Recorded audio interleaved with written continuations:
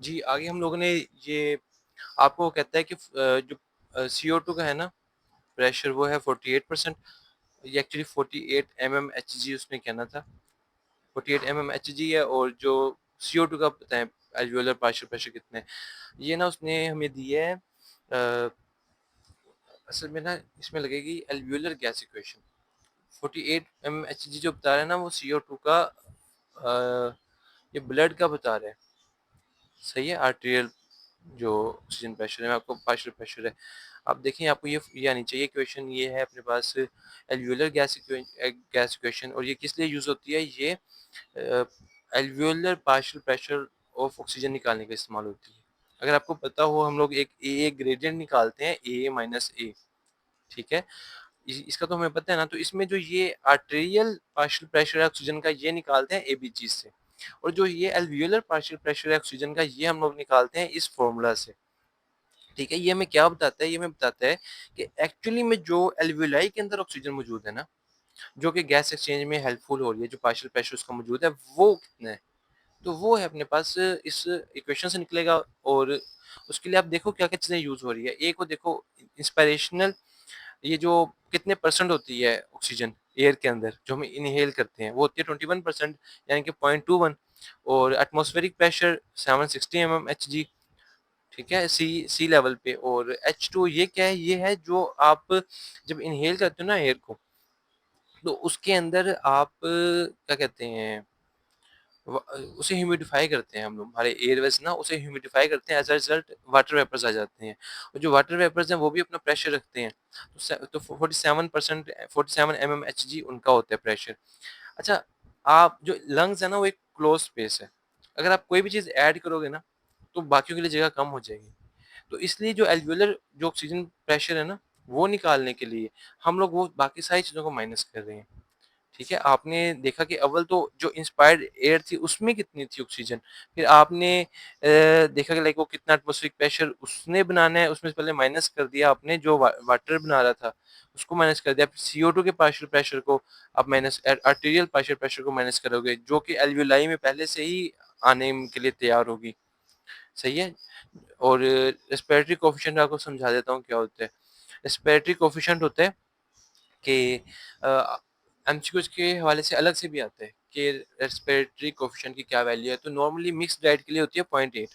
अब ये होता क्या है? ये होती है कि जो कोई भी आप चीज़ है ना, कोई भी आप डाइट लेते हो, आप हम लोग कार्ब्स ले रहे हैं, फैट ले रहे हैं और कुछ भी ले रहे हैं, वो मेटाबोलाइज़ होगी। तो उसके मेटाबॉलिज़्म के अंदर है ना, कितनी CO2 बनी बटा कितनी ऑक्सीजन इस्तेमाल हुई, सही है? इसकी रेशियो निकालो, तो वो 0.8 आती है, मिक्स्ड डाइट के लिए। इसको फ़िलहाल के लिए इतना ही याद कर लें, इसको पल्मों में हम थोड़ा-सा शायद मज़ीद देखें, तो वो पूछता है रेस्पिरेटरी कोएफिशिएंट कितना है? वो है 0.8 सही है? अगर वो पूछता है ना सिर्फ़ फैट के लिए कितना है, तो वो अलग है, वैल्यूज़ अलग हैं। सिर्फ़ फैट के लिए और है और क्या कहते हैं अपने पास कार्ब्स के लिए और है। अगर मिक्स्ड डाइट का पूछे तो वो 0.8 है और स्टैंडर्ड भी हम 0.8 ही रखते हैं। तो ये सब मतलब कुछ-कुछ समझ आई कि हम लोगों ने ये वैल्यूज़ कहाँ-कहाँ से क्यों-क्यों ऐड की हैं। तो इन सबको हम लोगों ने ऐसे यूज़ करके सही है। ये आ जाएगा 0.21 ये 760 47 ये जो उसने हमें दिया है 48 mmHg ठीक है, आर्टेरियल प्रेशर ऑफ CO2 और ये रेस्पिरेटरी कोएफिशिएंट 0.8 ही रहेगा। इस वैल्यूज़ को पुट करके आप ये आंसर निकाल सकते हैं।